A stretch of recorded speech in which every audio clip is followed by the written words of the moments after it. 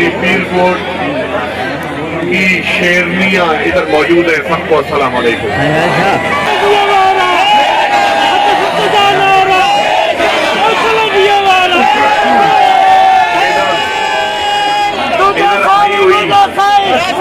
इधर आई हुई हमारे रिश्तेदार राशदी बिरादरी भी इधर मौजूद है। इधर पीरकोट की जान देने वाली, पीर पगारा के नाम पर जान देने वाली सारी मखलूक इधर मौजूद है। 15 साल से सिंध में पीपल्स पार्टी की हुकूमत है। 15 साल से सिंध में पीपल्स पार्टी की हुकूमत है।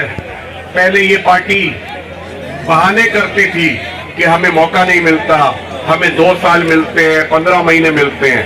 अब इनको लगातार, मेरे साजन साहब भी और दीवान भी इधर मौजूद, या बहाने किए जाते थे, कि 15 साल से, अब 15 साल से पीपल्स पार्टी की हुकूमत है।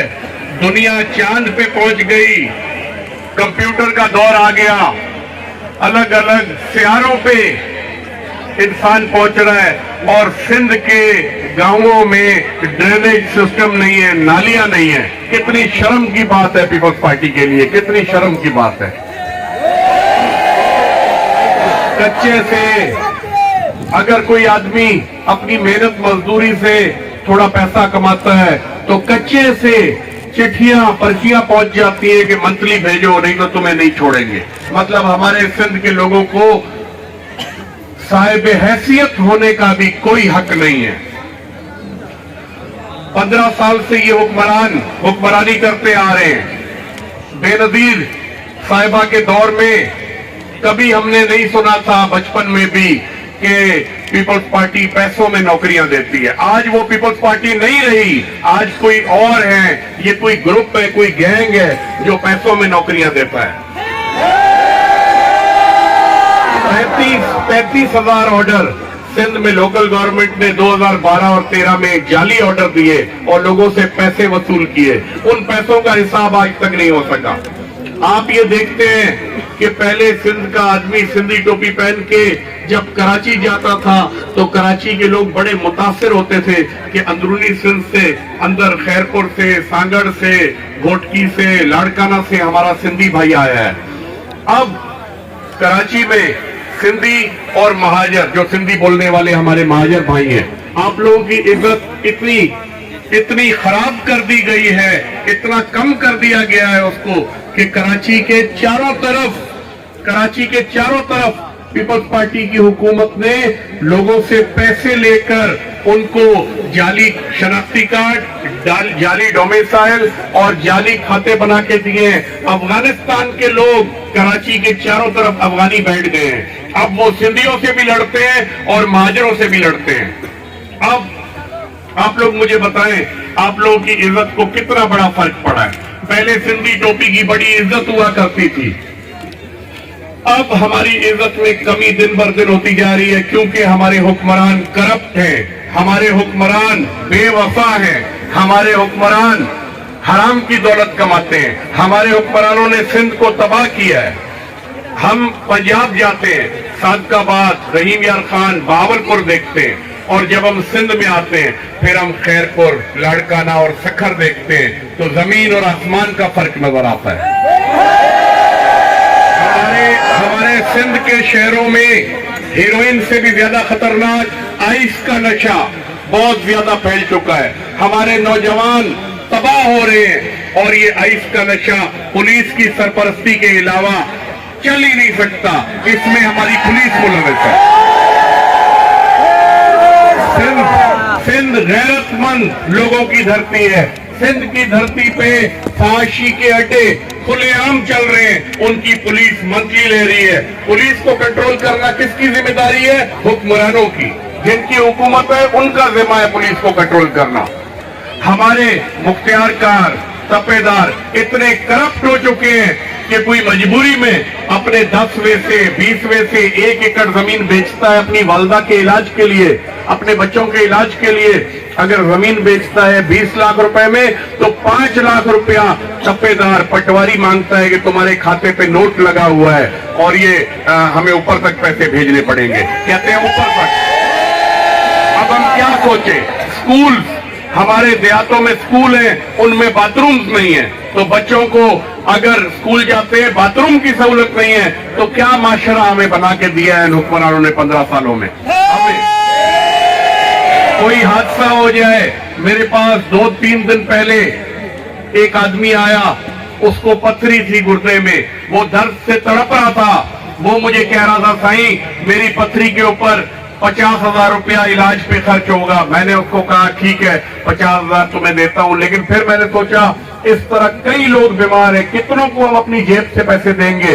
हुकूमत और सरकार के पास अरबों रुपया हेल्थ डिपार्टमेंट का बजट आता है, लेकिन जब सरकारी हॉस्पिटल में आप लोग जाते हैं तो आपको वहां के डॉक्टर्स कहते हैं कि हॉस्पिटल के टाइमिंग हमारे 5 बजे के बाद हमारे प्राइवेट क्लिनिक बने हुए हैं बाहर, उधर आ जाना तो तुम्हारी पथरी का इलाज होगा। हम हॉस्पिटल जाएं तो किसी को कुत्ता काट ले तो उसकी दवाई भी हमें नहीं मिलती है। हमें इतनी हमें जिंदगी में भी और मरने के बाद भी ये हुक्मरान तकलीफ देते हैं। हमारे कब्रिस्तानों की दीवारें गिर चुकी हैं, कब्रों पे कुत्ते पेशाब कर रहे हैं। हमारे हदीस में नबी करीम सल्लल्लाहु अलैहि वसल्लम ने हमें फरमाया है और हमें समझाया है कि जब इंसान मर जाता है और अपनी कब्र में होता है, कब्र पे भी कोई आपकी आए तो कब्र वाला महसूस करता है बाहर कोई आया हुआ है, मेरी माँ आई हुई है, बाप आया हुआ है। और यहाँ कब्रों पे कुत्ते पेशाब कर रहे हैं तो अंदर मुर्दा भी कहता होगा कि आज तक बाहर मेरी दुनिया, मेरा सिंध नहीं सुधरा, मेरी कब्र पे आके कुत्ता पेशाब कर रहा है। ये हमारी हाल है, ये हमारी इज्जत नफ्स है। हमारे सूबे में स्वीपर की नौकरी भी बेची जाती है, हमारे सूबे में एएसआई की नौकरी बेची जाती है, पटवारी की, तपेदार की नौकरी बेची जाती है। इधर पैसों के बगैर कोई काम नहीं चलता। सिंधी कौम को बिकाऊ माल इन्होंने बना दिया है। जो नारा ये लगाते थे रोटी कपड़ा और मकान का, वो नारा तो दूर, इन्होंने सब कुछ हमसे छीन लिया है। आज आप लोगों में से कोई यहां से इस वक्त मोटरसाइकिल पे खैरपुर जाके दिखाए, वापस आएगा तो जख्मी हाल होगा, कपड़े फटे हुए होंगे, मोटरसाइकिल भी उस गरीब की चोरी हो जाएगी और वो रुसवा होके वापस आएगा और उसकी पैसे दिए बगैर एफआईआर भी नहीं होगी। कई लोग थानों में बंद होते हैं और मेरे पास आते हैं, उनके रिश्तेदार के हमारा बच्चा बंद है, पुलिस कह रही है तुम्हारा नंबर ट्रेस हो गया है, तुम्हारा नंबर ट्रेस हो गया है। किसके साथ बात हुई थी? किसी डाकू के साथ। तो उन डाकुओं का नंबर ट्रेस करके और उनकी लोकेशन देख के उनका शिकार क्यों नहीं करते ये पुलिस वाले? कच्चे में आप लोगों को याद होगा, जब भी मुस्लिम लीग का दौर होता है, पीर साहिब पगारा का दौर होता है, तो कच्चे में डाकुओं के खिलाफ ऑपरेशन होता है और उस ऑपरेशन में आर्मी के साथ हुर मुजाहिद भी जाते हैं लड़ने के लिए। कभी आप लोगों ने सुना कि पीपल्स पार्टी के दौर में डाकुओं के खिलाफ कोई ऑपरेशन हुआ हो? कभी सुना? ये डाकू पालने वाली जमात है और इन्होंने आपको यरगमाल बना दिया और आपके ऊपर कब्जा कर दिया। आप लोग देखें, जब कुछ अर्से पहले मैंने फेसबुक पे देखा कि गाड़ियां घूम रही थी बहुत सारी पुलिस की, रेंजर्स की, और हमें पता चला कि गवर्नमेंट कच्चे में डाकुओं के खिलाफ ऑपरेशन करने का इरादा रखती है। हम बड़े खुश हो रहे थे कि कच्चे में डाकुओं के खिलाफ ऑपरेशन होगा दरियाओं के किनारों पे जहां डाकुओं की पनाह गाहें हैं, लेकिन फिर मैंने देखा कि वो ऑपरेशन रुक गया। जो अब आप मुझे बताएं, अगर कच्चे में या पक्के में डाकुओं के खिलाफ ऑपरेशन हो तो पहले टीवी में, अखबार में और फेसबुक पे दिया जाए, क्या वो डाकू वहां बैठेंगे? वो तो चले जाएंगे। अगर जिला खैरपुर में ऑपरेशन है वो लाड़काने चले जाएंगे, लाड़काने में ऑपरेशन है वो बलूचिस्तान चले जाएंगे। ये ढोंग था, ये झूठ था, कोई ऑपरेशन नहीं था। मुझे कोई ऐसा आदमी दिखाया जाए कि पीपल्स पार्टी ने जिनको बगैर पैसों की नौकरी दी हो। अगर आप लोग मेहनत करते हैं, या तो मेरिट की बुनियाद पे आपको नौकरी मिलती है या पैसे खर्च करके नौकरी मिलती है। लोकल गवर्नमेंट में 35,000 ऑर्डर 2012-13 के जो पड़े हुए हैं जाली ऑर्डर, वो किसने दिए थे? वो उस वक्त का लोकल गवर्नमेंट का वजीर गिरफ्तार क्यों नहीं हुआ?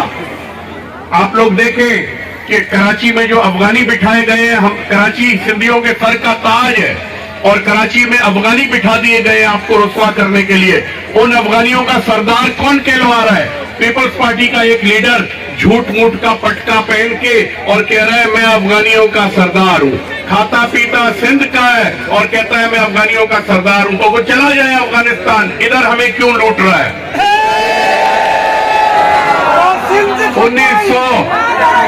1985 में 1985 में जनरल ज़ियाउल-हक ने जब जमहूरियत बहाल की तो पीर साहब पगारा शाह मर्दान शाह को ऑफर दी कि आप वजीर आजम बन जाओ। पीर साहिब पगारा ने फरमाया कि नहीं, मैं नहीं बनूंगा, मेरा मुरीद मोहम्मद खान जुनेजो वजीर आजम बनेगा। जितने काम मोहम्मद खान जुनेजो के दौर में हुए, किसी दौर में इतने काम नहीं हुए। आज तक मोहम्मद खान जुनेजो मरहूम पर ना कोई करप्शन का इल्जाम है, ना कत्ल गारत का, ना नौकरियां बेचने का। वो शरीफ तरीन वजीर आजम था जो पीर साहब पगारा ने बनाया था। अभी मैं वजीर आजम बनूंगा। बाप बेटे वजीर आजम की कुर्सी के लिए लड़ पड़ते हैं, फिर बिलावल चला जाता है दुबई, पीछे बाप जाके उसको मनाने की कोशिश करता है। ये वजीर आजम की कुर्सी के लिए लड़ने वाले लोग हैं। और एक तरफ आपका लीडर पीर पगारा है जो खुद वजीर आजम नहीं बनता, अपने मुरीद को वजीर आजम बनाता है।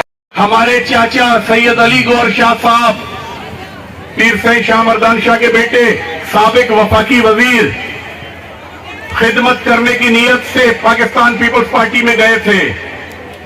पीपल्स पार्टी ने उनको कबूल किया।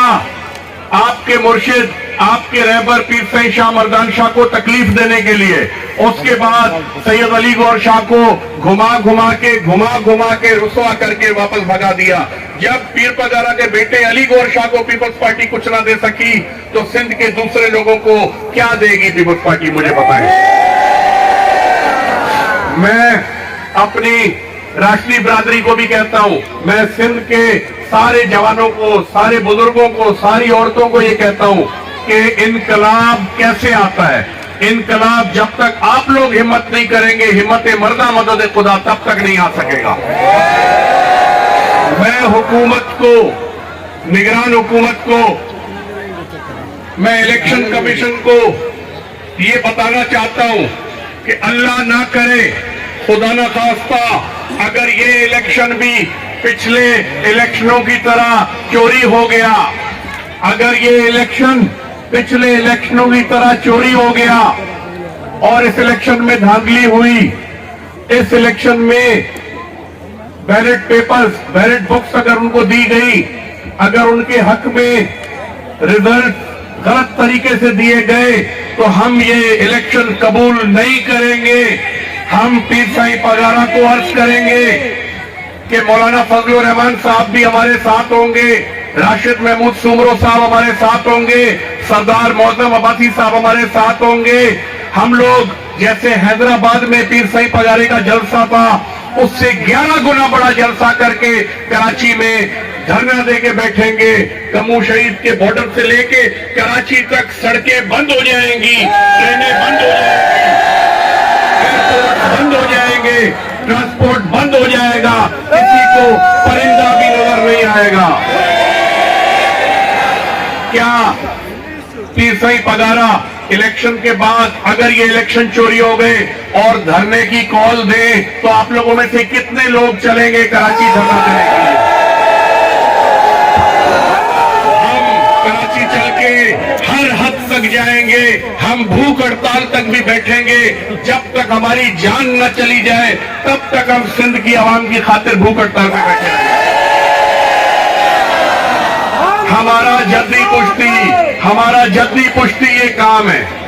जैसे मोची का काम जूते बनाना होता है, धोबी का काम कपड़े धोना होता है, हजम नाई का काम बाल काटना होता है, हमारा काम हमारा काम सिंध के धरती के लोगों की हिफाजत और रसूलुल्लाह की उम्मत की हिफाजत करना हमारा काम है। हम वो काम करके दिखाएंगे, करके दिखाएंगे, करके दिखाएंगे। और वैसे भी हमें बहुत अरसे से, हमारी नस्लों ने बहुत अरसे से जेल नहीं देखी।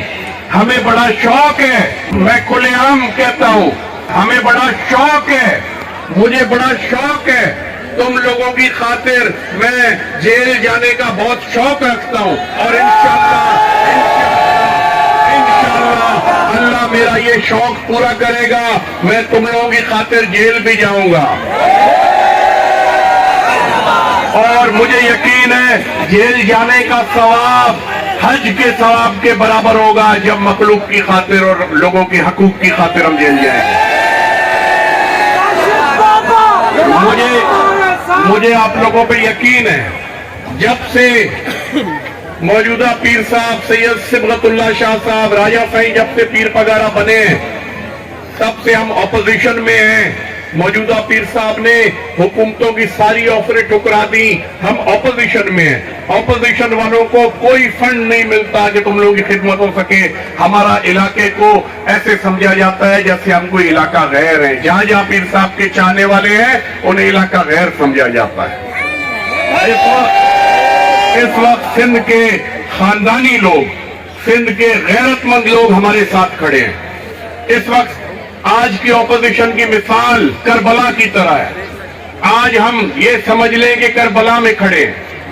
एक दिन नबी करीम सल्लल्लाहु अलैहि वसल्लम जंग करके वापस आए अपने सहाबाए कराम के साथ, तो सहाबाए कराम अपने कामकाज से लग गए।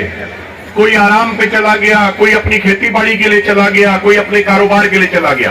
तो नबी करीम सल्लल्लाहु अलैहि वसल्लम ने फरमाया, ये क्या कर रहे हो? अभी तो तुम्हारा काम शुरू हुआ है। ये जो हम जंग लड़के आए हैं ये जिहादे असगर था, छोटी जंग थी। अब माशरे को सुधारना है, दुनियादारी सिखानी है, पढ़ाना है अपने बच्चों को, सेहत का निजाम सही करना है और माशरे को सुधारना जिहादे अकबर होता है। अब हम जिहादे अकबर करेंगे। इसी तरह पुराने जमाने में तीर और तलवार से हुकूमतें ली जाती थी, गोला बारूद बंदूकों से हुकूमतें ली जाती थी। आज के दौर में बैलेट पेपर का दौर है वही जंग, बैलेट पेपर का दौर है। और ये लोग धांधली से जंग जीत जाते हैं, नहीं तो ये हमारे आगे खड़े भी नहीं हो सकते। ये शुक्र करें कि पीर साहब पगारा पुरअमन और शराफत का दायरा छोड़ने वाला, शराफत छोड़ने वाला इंसान नहीं, शराफत वाला इंसान है ये पीर पगारा, शराफत वाला। नहीं तो अगर पीर साहब तो पीर साहब, हमारा एक खलीफा, इस दरगाह का एक खलीफा भी इनको अगर तड़ी लगाए तो ये लोग पूरे सिंध से फॉर्म नहीं भर सकते और इलेक्शन लड़ना दूर की बात है। अभी हमें यकीन है अगर पुरअमन और साफ शफाफ इलेक्शन होंगे तो पीर साहब पगारा की हुकूमत कायम होगी। और खलीफा अहमद सालेह साहब ने मुझे मशवरा दिया है कि साईं आप इस तालके को, किंगरी तालके को रोल मॉडल अगर बनाएंगे, पूरा सिंध इसकी कॉपी करेगा। रोल मॉडल कैसे बनाए? हम पीर रोड को चारों तरफ एक रिंग रोड दें और वहां हम small industrial zone, cottage industrial zone, poultry zone, dairy zone, सारे भट्ठे बाहर शिफ्ट किए जाएं, प्ले ग्राउंड बनाए जाएं, आपके लिए स्पोर्ट्स कॉम्प्लेक्स बनाए जाएं, तो इससे आप लोग रोजी रोटी कर सकेंगे। फिलहाल तो सिंध में सिवाय तगारी के और कोडर के और कोई मजदूरी है? मुझे बताएं। हम लोग पूरी कोशिश करेंगे इस चीज पे अमल करने की। मैं इंसान हूं, कभी सुस्ती, कभी कोताही, कभी लापरवाही कर लेता हूं। उस चीज को दुरुस्त करने के लिए हम सिंध का शेर सरदार मोअज़्ज़म अब्बासी साहब इधर लाए हैं। कभी मैं थक जाऊंगा आपकी खिदमत करने में तो सरदार साहब खिदमत करेंगे, कभी वो थक जाएंगे मैं खिदमत करूंगा। इससे पहले जो हमारे एमएनए के कैंडिडेट थे वो काफी सुस्तियां करते थे, वो अब पीपल्स पार्टी में हैं, अल्लाह का शुक्र है। अब सरदार मोअज़्ज़म अब्बासी साहब और हम आपकी भरपूर खिदमत करेंगे। जब से इस इलाके की सियासत पीर साईं पगारा ने मुझे दी है तो आप लोग गवाह हैं। पीर साईं के मेहमान खाने में हर तरह के दफ्तर बने हुए हैं। लेडीज विंग अलग है, यूथ विंग अलग है, कल्चर विंग अलग है, लेबर विंग अलग है। सारी आपकी खिदमत इधर हो रही है जो कर सकते हैं। बाकी नौकरियां, तरक्याती काम, अमन अमान हुकूमत की जिम्मेदारी होती है और 15 साल से ये हुकूमत पीपल्स पार्टी के पास है, वो इस चीज का जवाब देंगे। मुझे हम ऑपोजिशन में रहे, उसके बावजूद मुझे आपके सामने खड़े होने में भी शर्मिंदगी महसूस हो रही है कि मैं कुछ नहीं कर सका। जब हमें शर्मिंदगी महसूस हो रही है ऑपोजिशन वालों को, तो हुकूमत वाले किस शर्म से, किस नजरिए से, किस जुर्रत से आवाम के आगे खड़े हो जाते हैं, मुझे बड़ी हैरत होती है इस बात की। मुझे आप लोगों पे यकीन है कि आप लोग एमएनए मौजम अब्बासी साहब को भी जितवाएंगे, और मौजम अब्बासी साहब को जब जितवाएंगे तो मरकज में नवाज शरीफ साहब की हुकूमत कायम हो रही है, तो मौजम अब्बासी साहब मरकज से इस इलाके के लिए भरपूर फंड लाएगा और सिंध की आवाज बन के मरकज में गूंजेगा। सिंध में भी एमक्यूएम वाले भी हमारे इत्तेहाद में हैं, नवाज शरीफ साहब भी हमारे इत्तेहाद में हैं, मौलाना फजलुर रहमान की पार्टी मौलाना राशिद महमूद सुमरो साहब भी हमारे साथ हैं, पीर साहब पगारा आपके साथ हैं। अगर हमारे इस इत्तेहाद की सीटें ज्यादा हुई तो हुकूमत हमारी बनेगी, अगर उनकी ज्यादा हुई तो हुकूमत उनकी बनेगी, और उनका पूरा प्रोग्राम धांधली का है जो हम नहीं होने देंगे। मैं आप लोगों के जरिए और इस सोशल मीडिया के जरिए प्रिजाइडिंग ऑफिसर्स, डीआरओ, आरओ सबको ये कहना चाहता हूं कि ख्याल करना, धांधली की जुर्रत मत करना। मैं उनको ये कह रहा हूं जिनके इरादे खराब हैं, मैं उनको नहीं कह रहा जो ईमानदार है, मैं उनको कह रहा हूं जो करप्ट हैं, जिनकी नीयतें खराब हैं। मैं उनको वार्निंग देता हूं कि ऐसा काम नहीं करना, नहीं तो बाद में बचने की जगह नहीं मिलेगी, भागने की जगह नहीं मिलेगी। मुझे यकीन है कि सिर्फ पीरकोट शहर की लीड जो है ये हम उनको 20,000 से ज्यादा पे लीड पे आएंगे। हमारा एमएलए इंशाअल्लाह ताला मौजम अब्बासी साहब 1 लाख से ऊपर वोट लेगा इंशाअल्लाह ताला। मौजम अब्बासी साहब ने लाड़काना में रह के उनको हराया है, तो ये तो गढ़ है अमन का। और तहरीके आजादी की शुरुआत किंगरी से हुई थी, अभी भी इंकलाब की शुरुआत किंगरी से हुई। कुछ अरसे पहले, कुछ दिन पहले पीपल्स पार्टी का चेयरमैन बिलावल साहब मुमताज ग्राउंड खैरपुर में आया था, और वो आप लोगों को कह रहा था कि भाई पीरगोट को मैं तीरगोट बना दूंगा। क्या आप लोग पीरगोट को तीरगोट बनने देंगे? वो नहीं जानता कि इधर मुरीद तो मुरीद, इधर जो मुरीद नहीं है वो भी हुरो जितना ही ताकतवर है और जज्बा। पीर साहब पगारा के अलावा एक लीडर बता दो जो पाकिस्तान और इंडिया की अगर जंग हो जाए और बॉर्डर पे लड़ने के लिए जाए अपने कारकुनों के साथ, बताओ। ये सिर्फ अपने घर में शेर होने का ड्रामा करते हैं, बॉर्डर के करीब भी ये लोग जाने वाले लोग नहीं है। मुझे आप लोगों पे बड़ा यकीन है कि आप लोग भरपूर तरीके से इस जिहाद अकबर में हिस्सा लेंगे और सितारे के निशान को कामयाब कराएंगे और दुआएं भी करेंगे। इंशाअल्लाह ताला अमन का दौर शुरू होगा, खुशहाली का दौर शुरू होगा और वही 85 वाला दौर वापस आएगा। सब कुछ सुकून होगा, अमन होगा, करप्ट लोग जेलों में होंगे, करप्ट ऑफिसर्स जेलों में होंगे और डाकुओं के खिलाफ ऑपरेशन किए जाएंगे और इस इलाके को और सिंध को अमन का गढ़ बनाया जाएगा और हमारी कौम की, सिंधी कौम की इज्जत ऊपर होगी, दुनिया में पाकिस्तान की इज्जत ऊपर होगी। बड़ी मेहरबानी।